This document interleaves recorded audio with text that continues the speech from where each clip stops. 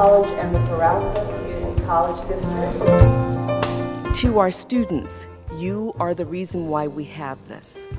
We've got these extraordinary folks, and hopefully you will take the time to study their backgrounds. They've influenced policies. They certainly influence what has happened to many lives in this country, not just here in the East Bay and Alameda County in California, but across this country. So as we listen to them, I want you to ask yourself, why are they doing this? Why did they do what they did? How might I learn from their example? What is it that they're talking about? Why is what they're talking about significant? That's why you're here. We want you to leverage them in a way that literally stimulates your thinking, your critical thinking, and more importantly, open you up and let you understand your own personal genius so that you pursue it and pursue it with fervor in the way that these individuals have done, and much more. Without further ado, it's an honor. Wado.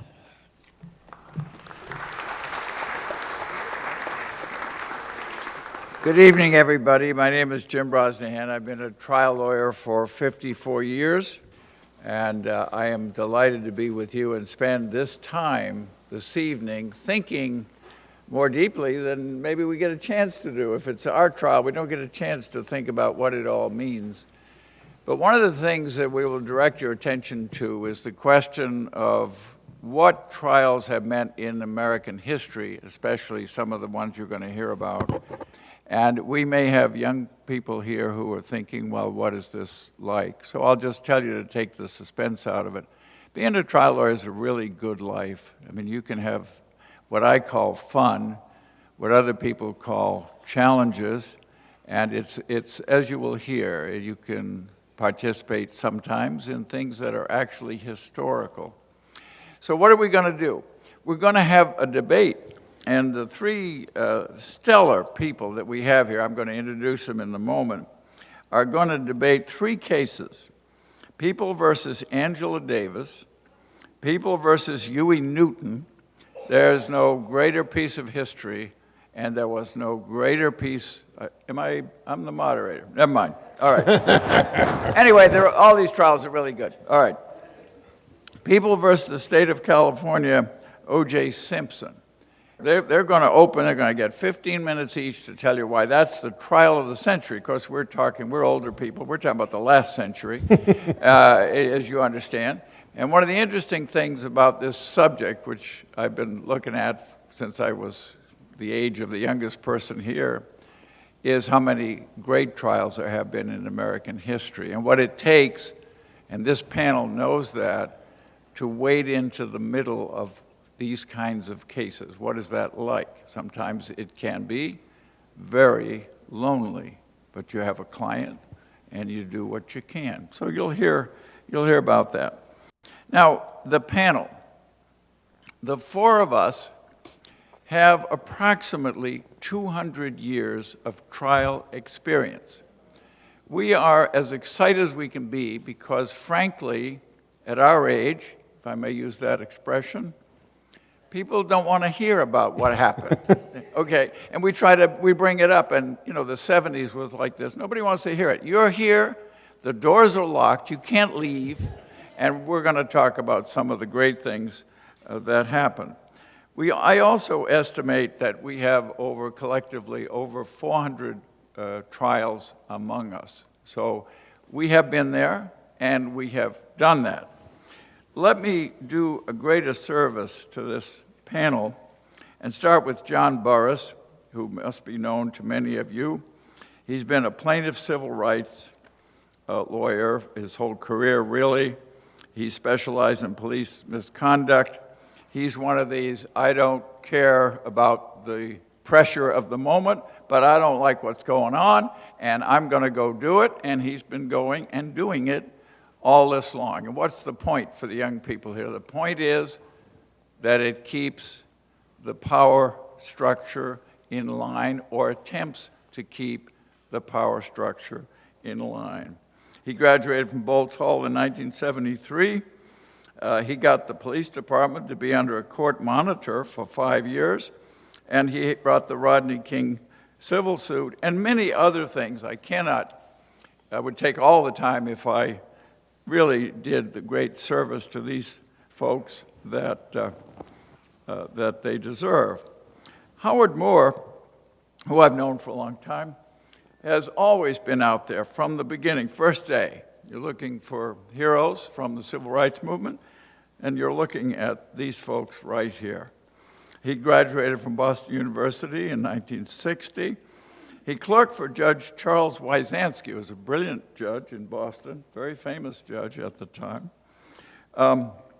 He became one of 10 black lawyers in Georgia after that. He traveled with Vernon Jordan, very famous person in a lot of ways, on SCLC, SNCC, and CORE. Those were groups. I'm sure everybody here knows that. Maybe there's a couple that not too sure what that is. There once was ferment and insistence that things had to happen, and they had to happen now. And those groups were in the forefront of that effort. And he was right there doing all of that. He supported the Civil Rights Act of 1964, had a lot to do with trying to implement it, make it fair, and the Voting Rights Act. He's represented Julian Bond, and he's to see that Julian Bond would be seated, if you can believe it, in the Georgia House of Representatives. There's a lot more for each of these people, okay? Doran Weinberg, who got used to being announced last ever since he was in grade school because his name begins with a W. But there's no good reason for that. And I've known him for many years, like all the others. And he's done just about everything that you can do. He does white-collar crime, and he does orange jumpsuit crime. At cocktail parties, we like to say white-collar because it's more dignified, but the truth is there are these holding cells and these folks that need a lawyer, and he's been right there doing it. He's had corruption cases, homicide, drug crimes, civil and criminal forfeitures. He does appellate work as well, very versatile lawyer, and professional responsibility and ethics. Well, this gives you some idea of the talent that's seated on this stage. And so we will now start with 15 minutes on People versus Angela Davis. Howard? Thank you.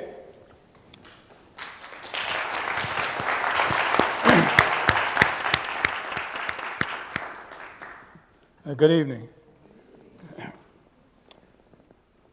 I rise again in my ninth decade to advocate on behalf of Angela Davis.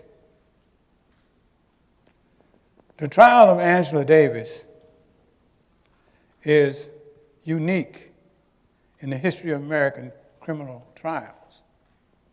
There is no other trial that you can find any place, anywhere in our history that's comparable to the Angela Davis case.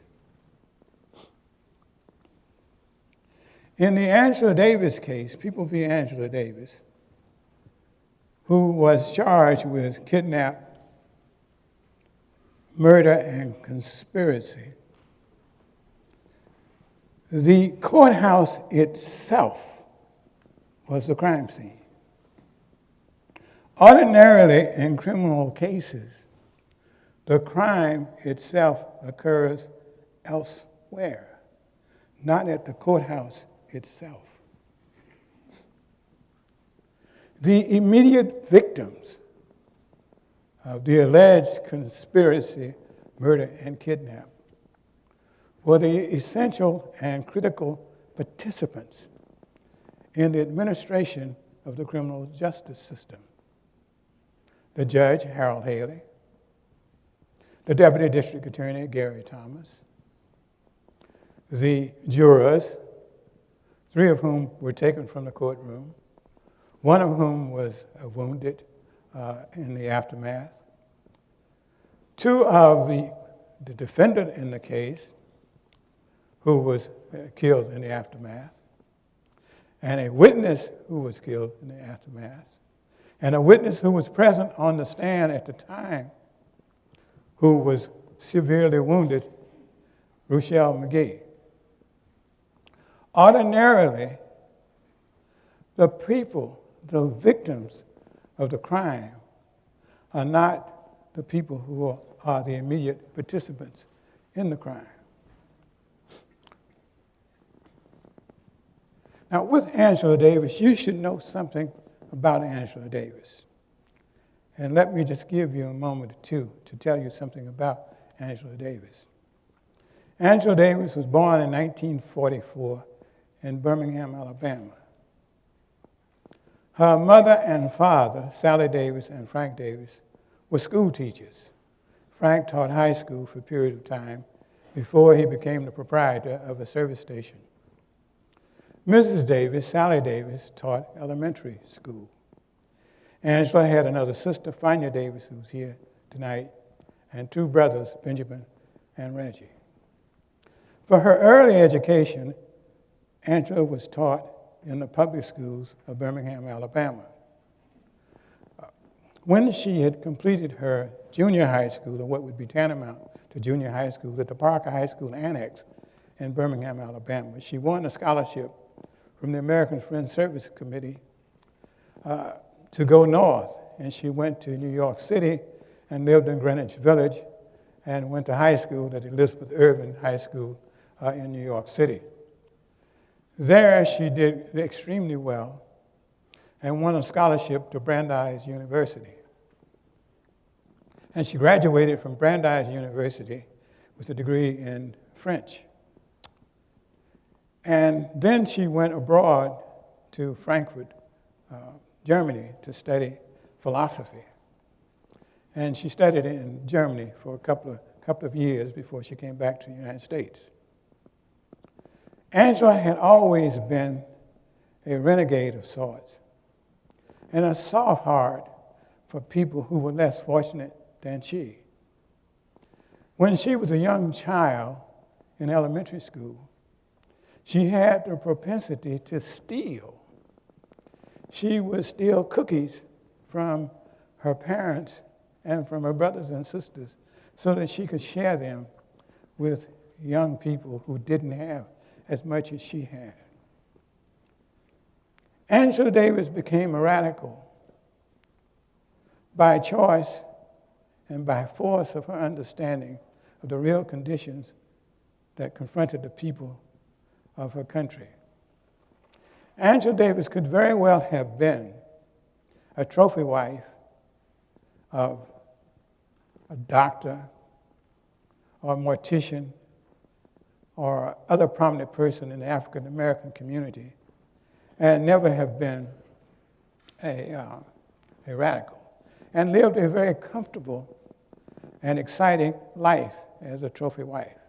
But that was not the direction that she took, even though that was a social expectation of the direction that she should have taken. It was not her family's expectation, but the social expectation. Angela spent a year of her college studies studying abroad in France. She lived with a French family and other students to learn French. She is fluent in French and German, and fluent, and she speaks, I believe, Spanish. And you all know that she's very fluent in English.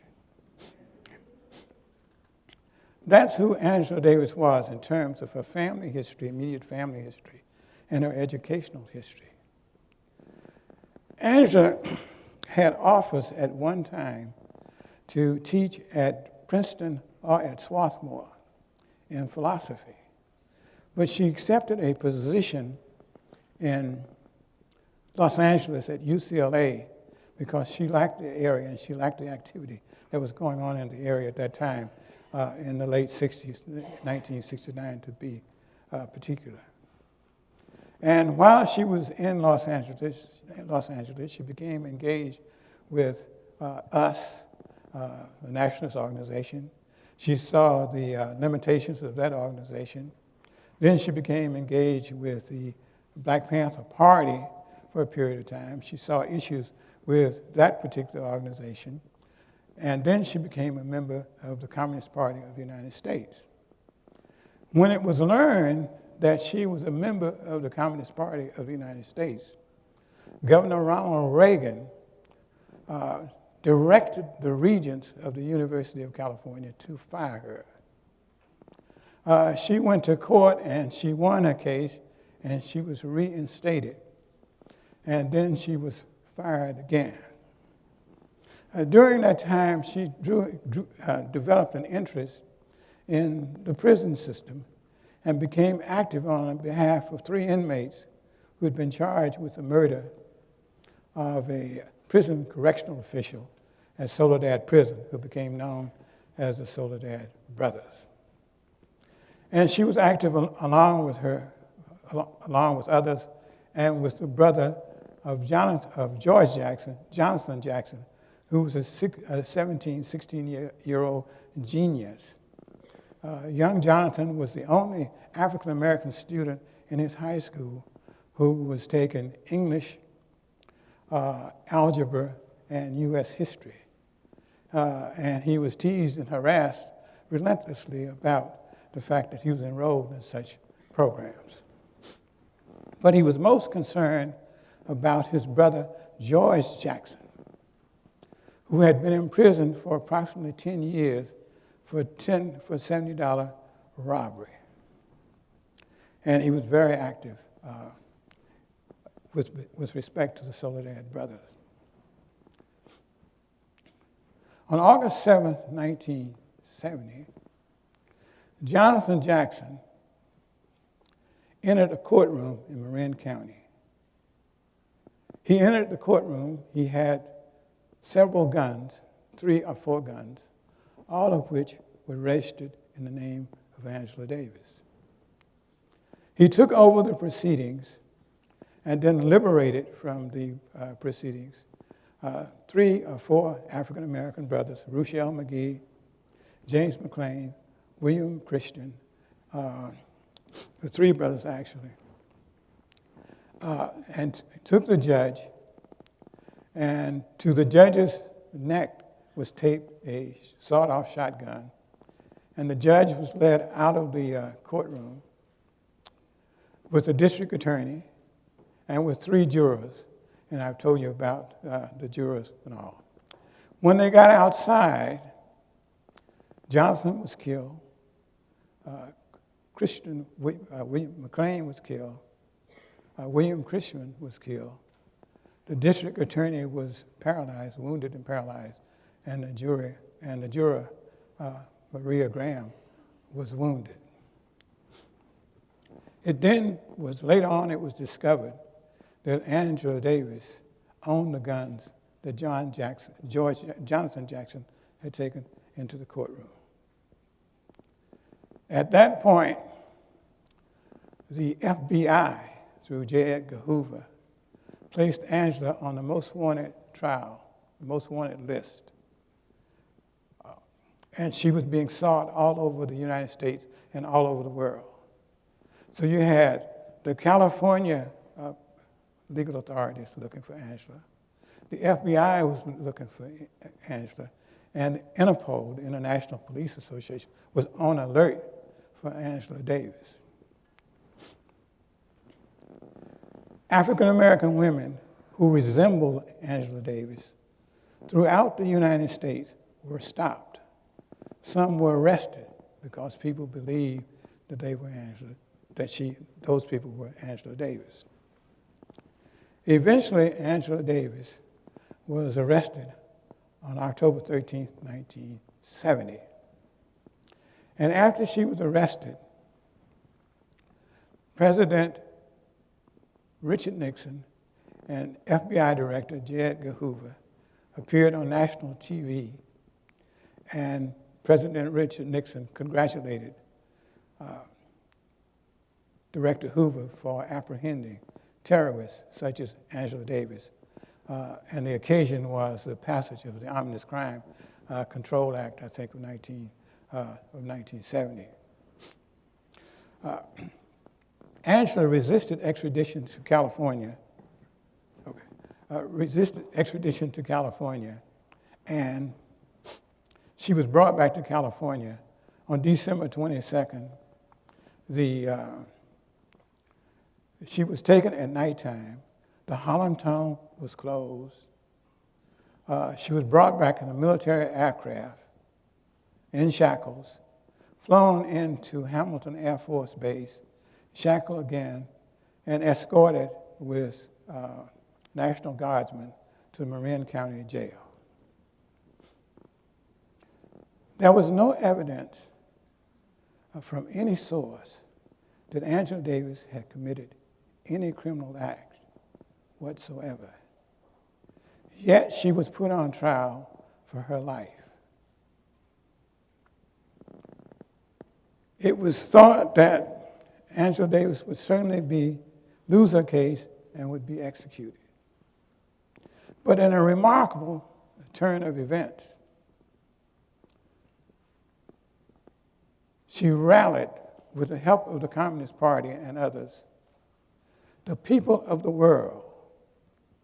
There were 200 committees in the United States that were established for Angela Davis.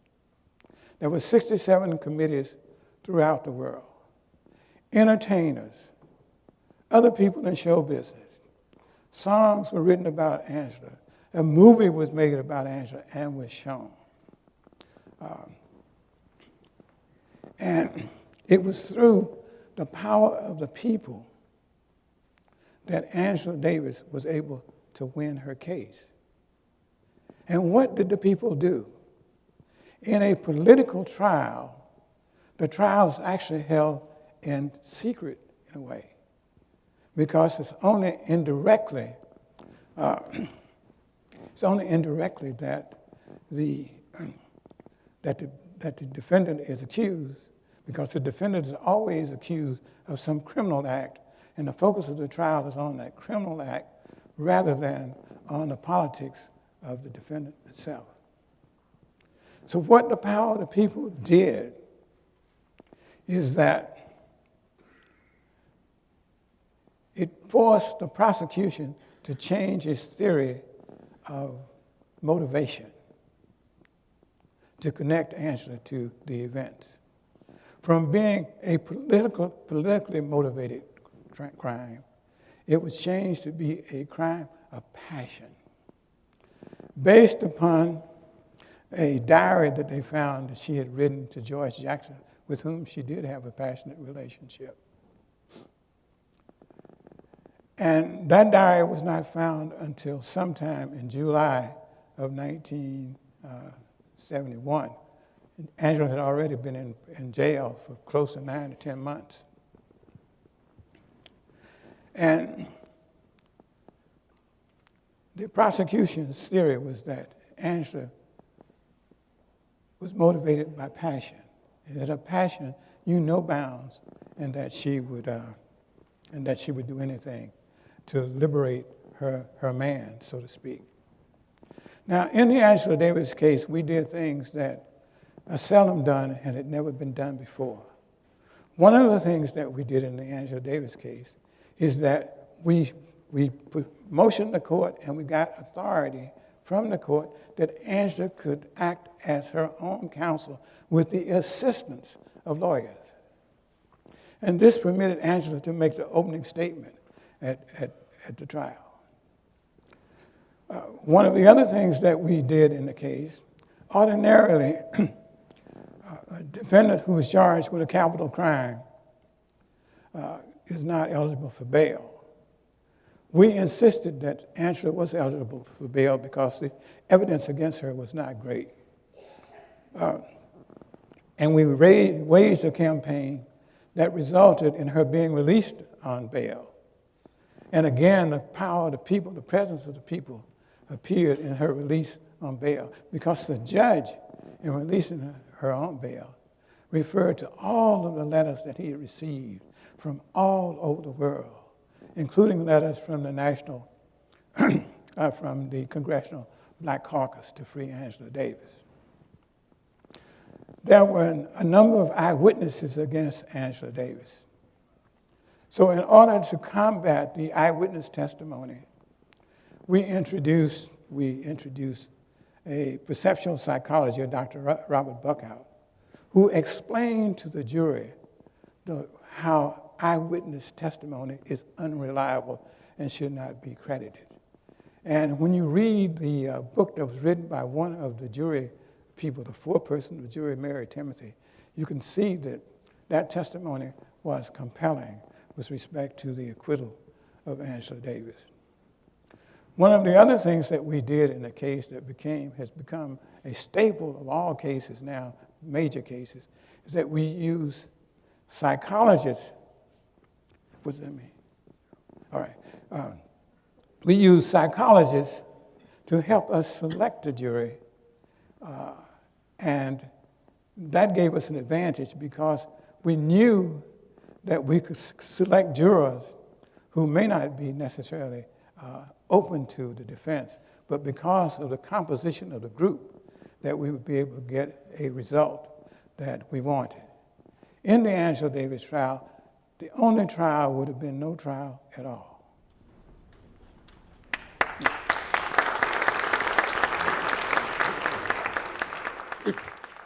The book that Howard mentioned is called Jurywoman, and it's by Miss Timothy, and she served on the juror. And for any of the lawyers here who want more information, how to treat jurors, how to present to jurors, that's as good a book as I have read on that subject. And we turn now to the trial of People versus Huey Newton, Doran Weinberg.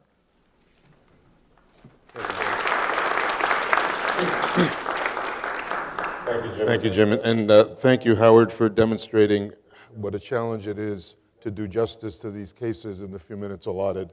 I'll try to do my best. First, I want to acknowledge Lisa Perlman and thank her for initiating this discussion about the trial of the century. It's really worthwhile, and it's really got a lot of us thinking, again, about how trials fit into society and the role they play and the impact they can have. She had a very quirky idea that the Huey Newton trial was a trial of the century, and she wrote a 600-page book about it. And she really has initiated a very substantial, very interesting, and very useful discussion. And along the way to this evening, she had another quirky idea of asking me to speak about the Newton case, to which my first response was, well, Lisa, I don't know that I agree with you that the Huey Newton case is the trial of the century. She said, doesn't matter, you're a lawyer, just make the best argument you can. So I said I would, and then I started to look at the Newton case. And in trying to decide whether it's the trial of the century, I thought I should start with what came before, and what did it do to deepen, enrich, take further things that had happened before it. And in that context, I actually came to agree with Lisa. Because if you look at the history of what are normally called trials of the century before Huey's case, you will see that Huey's case brought a dramatic additional set of levels to the way that trials, particularly major trials, particularly political trials, were handled and have been handled ever since. A couple of sentences about the Huey Newton, the case, and not everybody here will remember and know exactly what it was about. So Huey Newton and Bobby Seale were the founders of the Black Panther Party here in Oakland in 1965 or 6. The Black Panther Party, full name was the Black Panther Party for Self-Defense. This was a group of young people in the community who felt that they had to take militant measures in order to stand up for themselves, in order to stand against the oppression of society, and in order to build decent lives.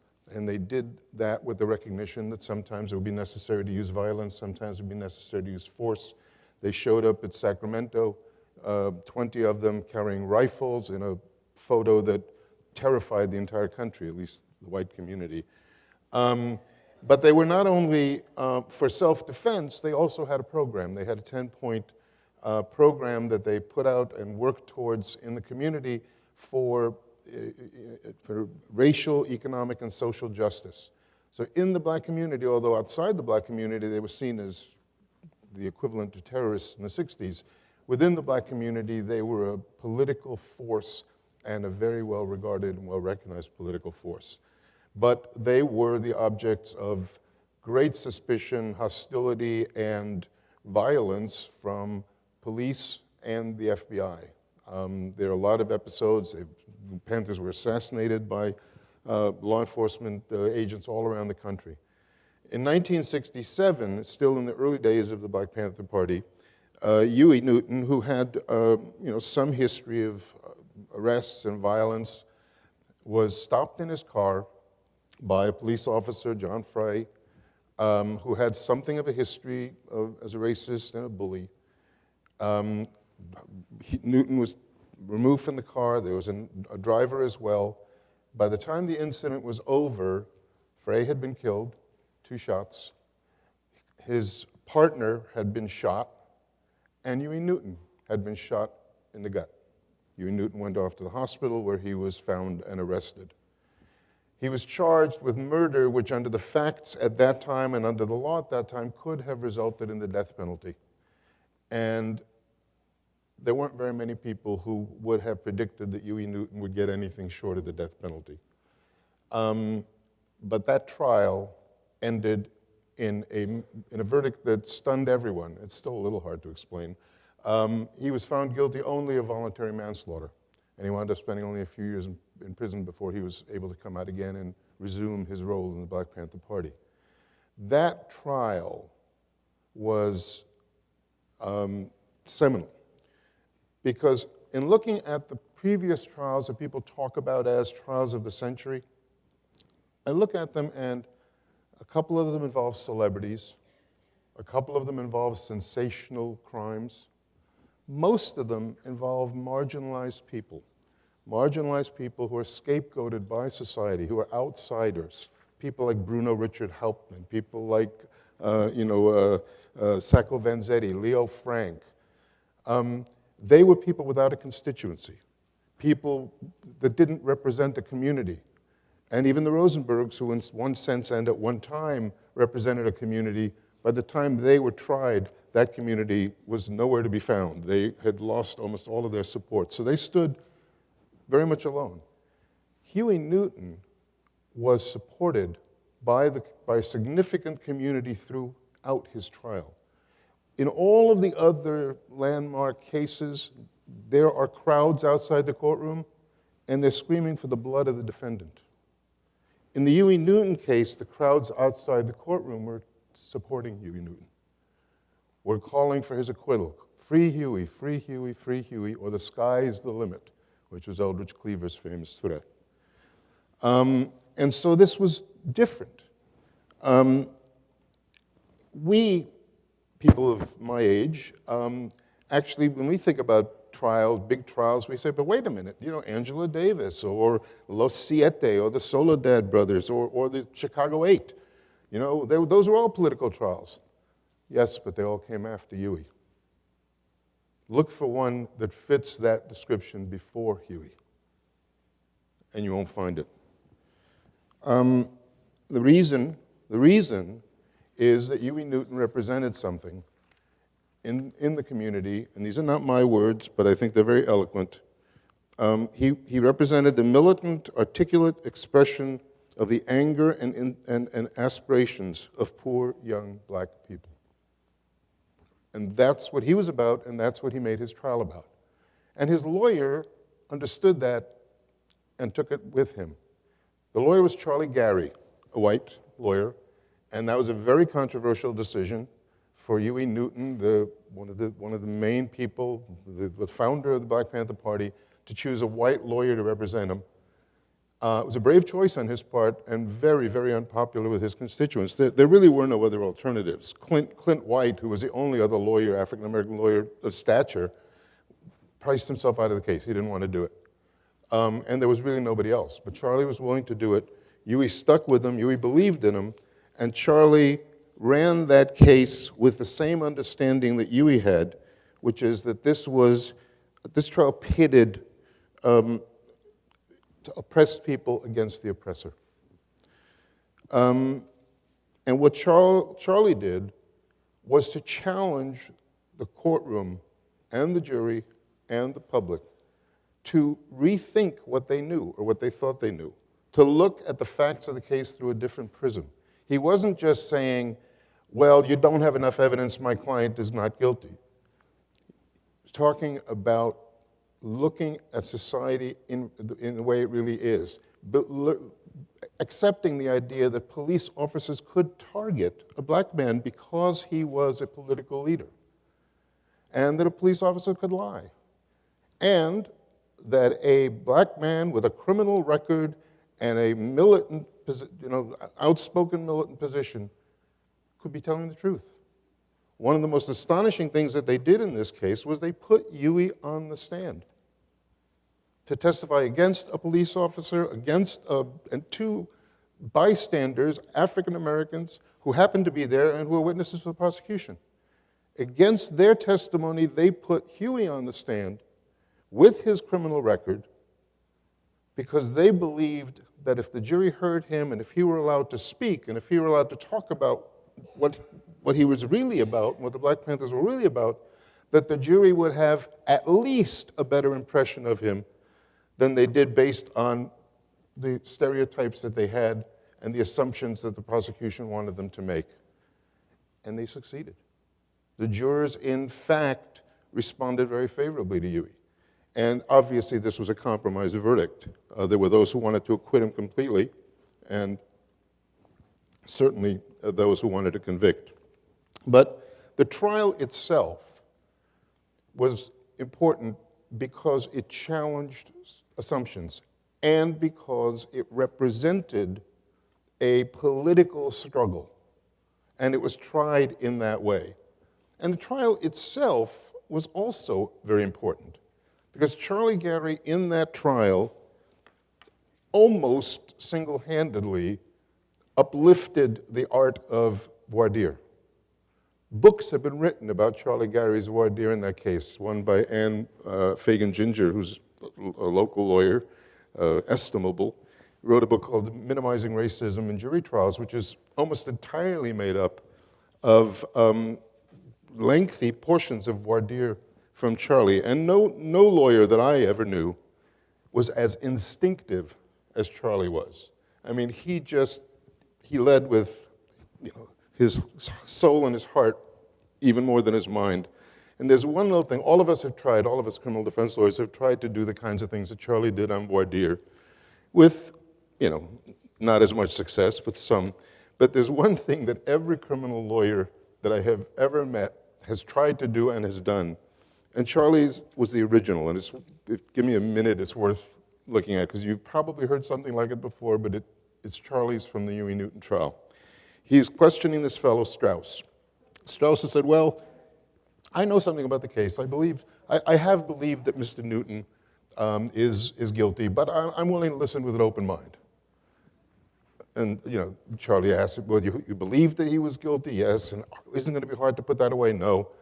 And the judge kept saying, this is fine. Charlie asked for challenge for cause. No.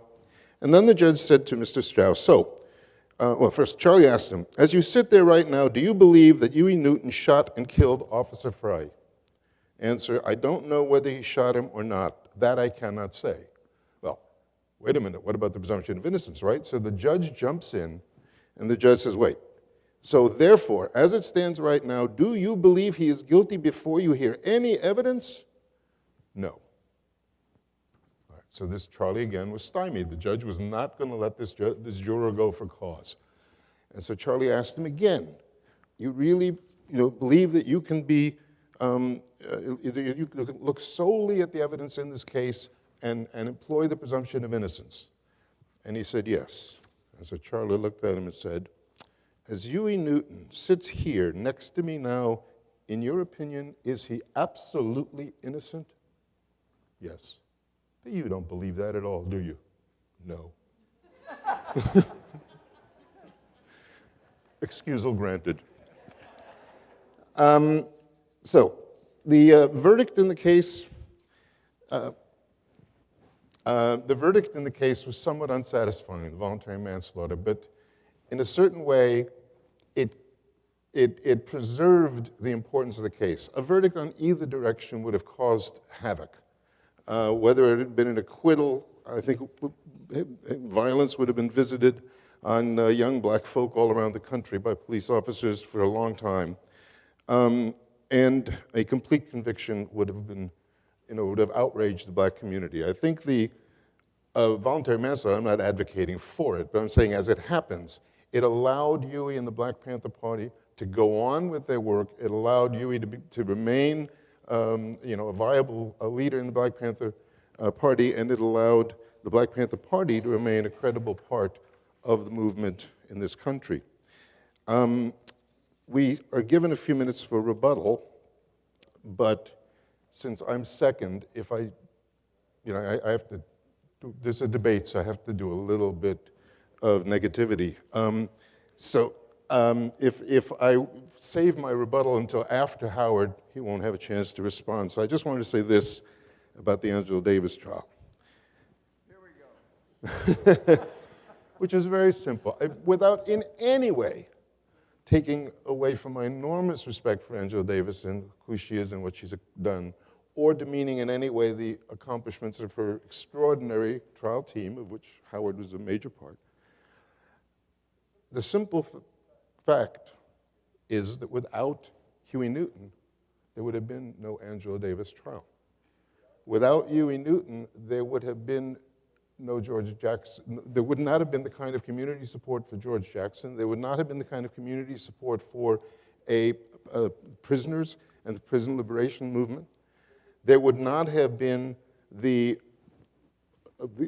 activity and the support for Angela Davis. There is a direct line from the Huey Newton trial to the Angela Davis trial. It's an unbroken line. It's the people and what's at stake and the issues and the facts. And the Huey Newton case is the trial of the century because it changed how people looked at political trials, and it has made possible all of the political trials that came after it. Thank you.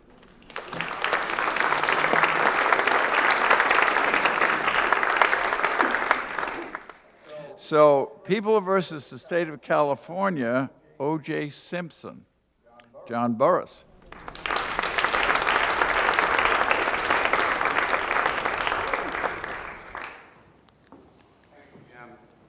When Lisa asked me would I do this, I thought everyone already knows about O.J. Simpson, so what more is there to say? Until I asked a couple young people in my office, and they never heard of it.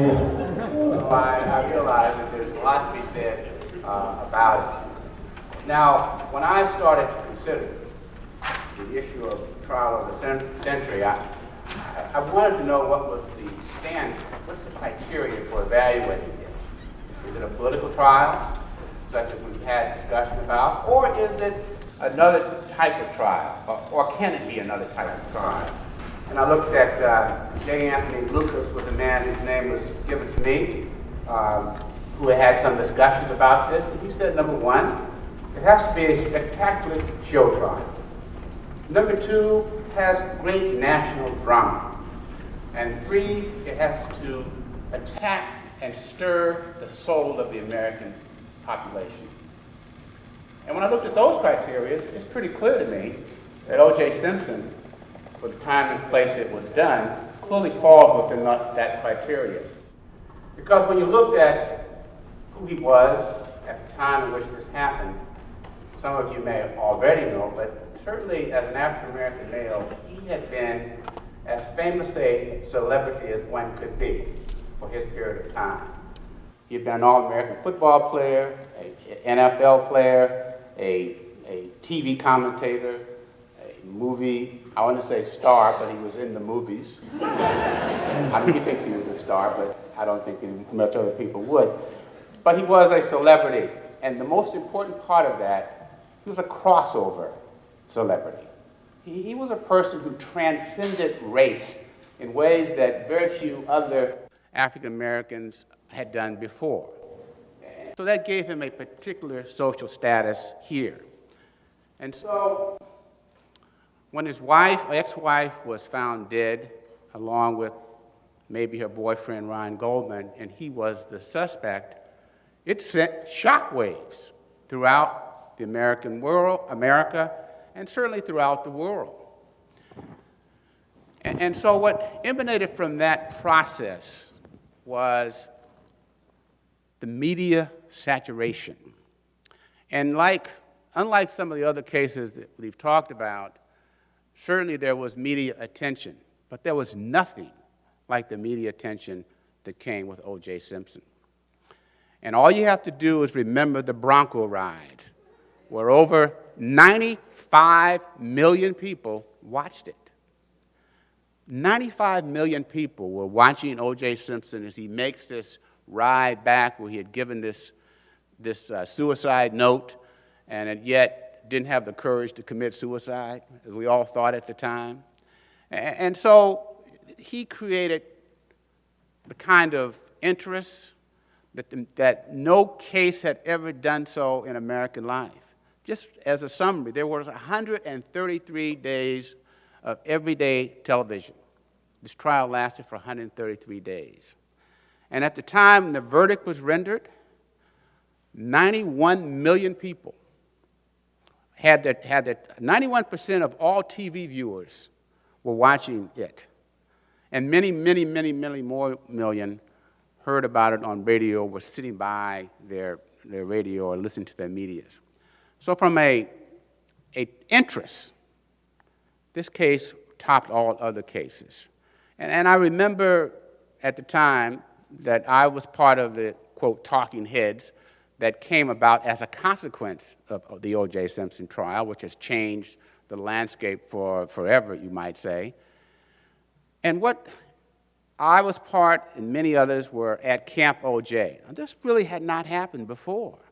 Outside of the courthouse, every media outlet, all the national news, CNN, CSNBC, MSNBC, and all the top people from Dan Rather, Peter Jennings, Jim Brokaw, they were all present just about every day. Now, what was that all about? I mean, it certainly had this notion that this very famous man had been caught in this high drama, but more importantly, the race issue became front and center very early. And if you remember, the Time magazine, shortly thereafter, darkened the picture of O.J. Simpson and made him look like more of a criminal at that time, when he had been the poster child for America. And so that was the start of this long road down where the issues focused up became clearly race, and the issues underlying race. Whites, blacks. There was never a time during that period of this trial when everyone did not have, no one had an opinion. Everyone had an opinion, guilt or innocent. And the way it broke down, unfortunately, what it unfolded was this racial divide that existed in this country. And we had gone through the civil rights movement, we had gone through the political trials, and in 1992, we had just finished, I had personally just finished the Rodney King trial, and this happened, but underlying it all was this sense that this black man had killed these two white people, one of which was an attractive woman and her maybe boyfriend, and he may not suffer the consequences of it. Another side of it was the black community that basically said it didn't matter what the evidence was. They were not prepared to buy into his guilt. And so you had this running dialogue that was going on every day. When the evidence would come in, it didn't matter. It depends on what side you were on. And you process that evidence based upon the side that you were on. And of course, then you get to the whole dream team. Now, there have been great lawyers. We've heard people talk about the great lawyers in the other cases, but we had truly great lawyers in this case. The dream team, Johnny Conklin was at the forefront of that. F. Lee Bailey was one of the great criminal lawyers of his era, was there. Barry Shack from New York was there, and a few others. And on the defense, on the prosecution side, they had good lawyers. And so as a trial, you had intrigue and you had drama. You had issues that went to the heart of the American judicial system. The issues of the police. Can you trust the police? In that particular case, we had real issues about whether the police, in fact, had planted evidence whether or not that glove that was found at O.J. Simpson's house was in fact put there by one of the officers, whether or not the officer who claimed that he had never used the N-word was in fact an inveterate racist. These presented the kinds of issues that captured the spirit and the soul of the American population at the time. And then we have the prosecution sought to have O.J. Simpson try on the glove. And on that glove, O.J. says, it doesn't fit. Well, you know that became the rallying cry for the entire case. And when Johnny Cochran said in the closing argument, if it doesn't fit, you must acquit, that particular statement was heard around the world. And so the case itself had this high emotional drama associated with it.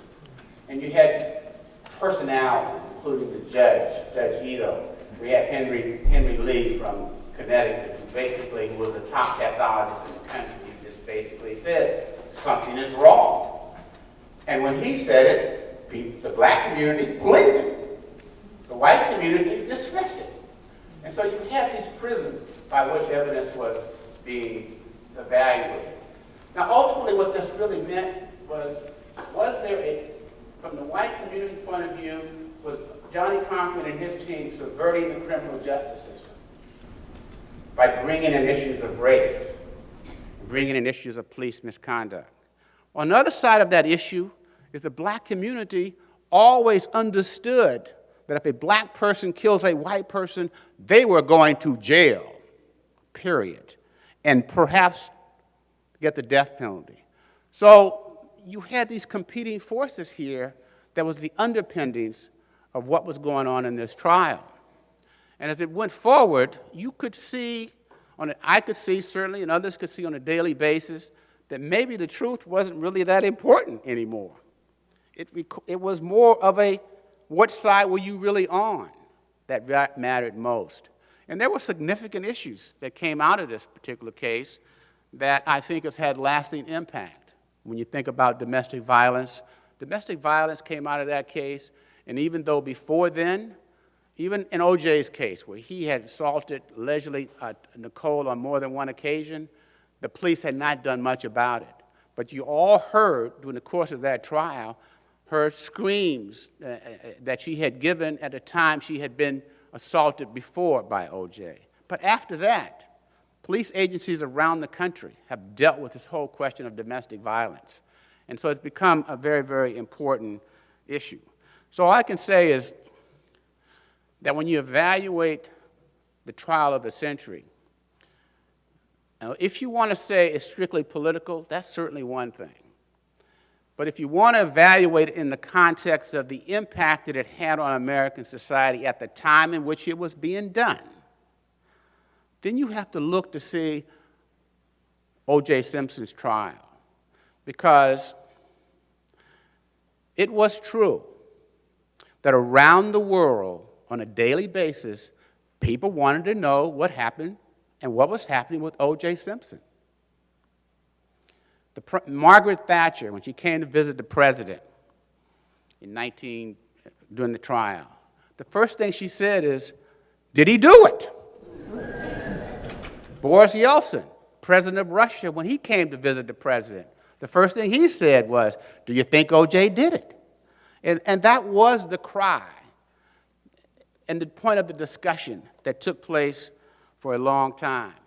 In conclusion, though, what that was most troubling was this whole notion that it created this schism between the races. Because the black community was unwilling to accept any evidence that O.J. was guilty, even though there was significant evidence that pointed in his direction. But they were unwilling to do that. It was almost as if it was payback for all the other African Americans who had gone to jail, had been brutalized by the police, and had been treated unjustly by the judicial system, criminal justice system. So there was this sense that this trial was an indictment, if you will, on how a black man could be treated in the criminal justice system? A rich black man. Because everyone understood how a poor black person could be treated. But this was a rich person. And the other side of it is the whites were saying, just because he's rich, that doesn't mean you get to kill these people. And so we had these significant issues. So I would only say in the end, given the massive amount of media attention that was given to this trial, given the fact that it so energized the entire world, if you will, and when that verdict was rendered, if you remember when that verdict was rendered, I was at Camp OJ at the time, the white students at the white universities moaned and groaned. The black students jumped with joy. And it only illustrated that this case sort of pulled a scab off of what people had been trying to do in terms of race relations, and had given this false sense that race relations were in fact good, because O.J. Simpson indicated and reflected that it wasn't. And one last comment, I was coming home on the day of the verdict, and a guy comes up to me, a white guy comes up to me, middle-aged guy, and he says, you know, because of what happened today, Colin Powell will never be president. I say, really? You know? But it also reflected the deep sense of feeling that people had. And he was just an ordinary guy with no political power and nothing. And so, in the end, when you looked at that trial and the issues of who done it, the intrigue, the drama, you know, the manner in which it was tried, you have to say that all things being equal, that this was, in fact, the trial of the century as we know it, and the impact that it had on society at the time in which it happened. Thank you.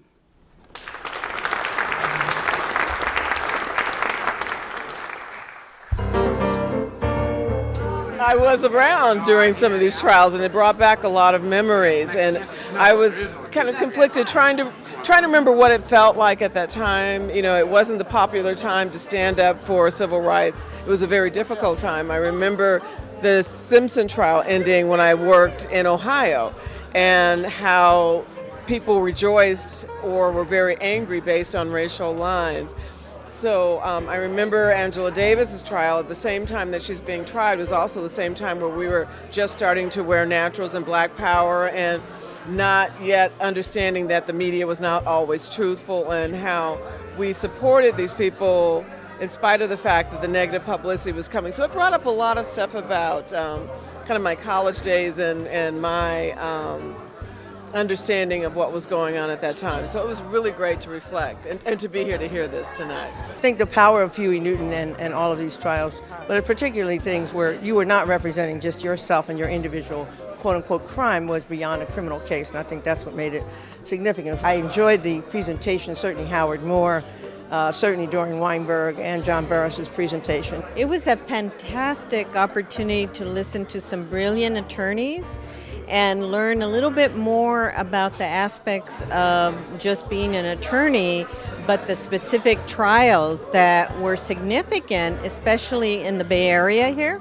Grasp the ability to understand how some of these brilliant lawyers are also challenged sometimes based on social elements, as you heard today, the aspect of psychology being brought in, the aspect of, again, social bias, and how do you deal with that, and then dealing with the legal elements of it. Was just fantastic opportunity just to engage and learn from them.